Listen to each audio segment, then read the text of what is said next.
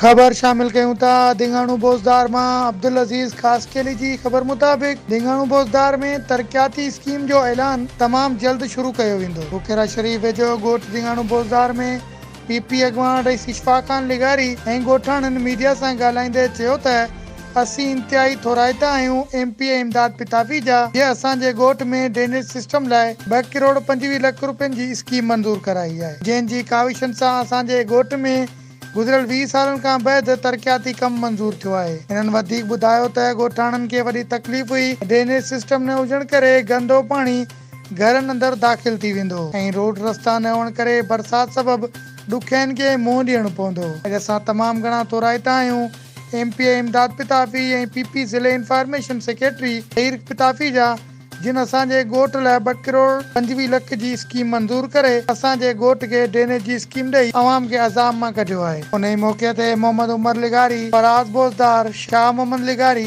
जींदो खान लिगारी, नादिर लिगारी, सिद्दीक लिगारी ऐं रईस इशफ़ाक़ लिगारी पंहिंजा वीचार वंडींदे चयो त शुक्रगुज़ार आहियां तमाम मीडिया वारनि जो। हिते नेकाली बच्चू ॻोठ में वॾी तकलीफ़ हुई, हिते एतिरे क़दुरु जो बाक़ाइदा एनसियूं ऐं इहे बि कटरायूं हुयूं। नेकाल जो सिस्टम वॾी तकलीफ़ हुई हिते।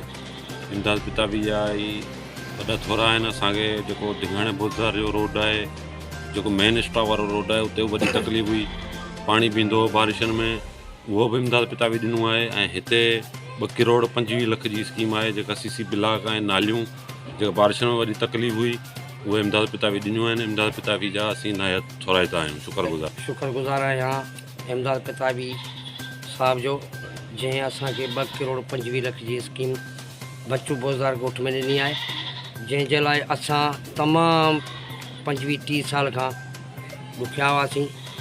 जंहिं उन्हनि खे नालियूं ऐं सीसी ब्लॉक जी असांखे तमामु ड्रेनेज जी तकलीफ़ हुई। साहब उन असां ते महिरबानी कई आहे ऐं असीं शुक्रगुज़ार आहियूं इमदाद खान पिताफ़ी जा जो असांखे हिन रोड ऐं नालियूं ॾिनियूं आहिनि ऐं उनजा महिरबानी थोरा आहिनि असां ते। असीं शुक्रगुज़ार उन जा आहियूं जो असांजो रस्तो ऐं नालियूं थियनि पियूं ऐं इलाइक़े में ख़ुशि तव्हां शुक्रगुज़ार आहियूं। ऐं उन खां पोइ असां वटि मतिलबु एतिरी नेकाल जी ॾुखियाई हुई ऐं रईस इमदाद साहब जी महिरबानी आहे वॾे मां वॾी, जीअं असांखे स्कीम ॾिनी 2 करोड़ 25 लख जी। त असां वटि नेकाल बि ठही रहिया आहिनि। हाणे असां वटि माशाल्लाह बिल्कुलु सहूलियत थी वई आहे। पहिरें